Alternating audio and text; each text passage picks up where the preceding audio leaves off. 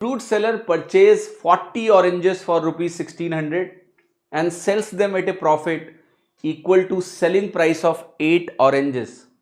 What is the selling price of 2 dozen oranges if the price of each orange is same? If the price of each orange is same. देखो सवाल क्या कह रहा है. एक fruit seller है, उसने कितने ऑरेंज लिए हैं भाई? 40 ऑरेंज लिए हैं 1600 रुपए का. तो इफेक्टिवली आपको ये दिख रहा है ना कि 1 ऑरेंज की अगर मैं प्राइस की बात करूं दैट इज सिंपली 40. ऐसे दिख रहा है इसलिए लिख दिया. अब इसकी जरूरत पड़ेगी या नहीं आई डोंट नो. एक की निकालने की जरूरत है भी या नहीं देखेंगे.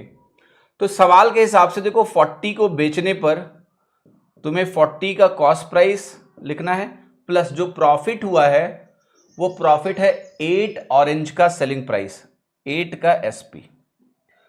तो इफेक्टिव जो कहानी यहां पर है वो समझना है आपको कि यहां पर आपका जो 32 का एसपी है वो 40 के सीपी के बराबर है. मुझे निकालना क्या है वैसे?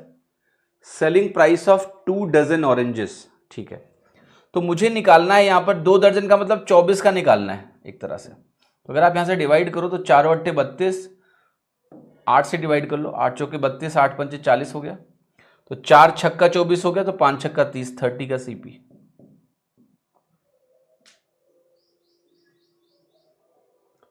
What is the selling price of 2 dozen oranges?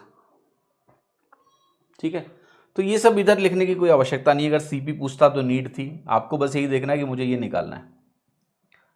Right, 24 का सीपी निकालना है मुझे और मुझे 1 ऑरेंज का सेलिंग प्राइस दिया हुआ है. कितनी वैल्यू आ रही है? गलत है क्या ये सब? क्या गड़बड़ है बताओ? What is the mistake here?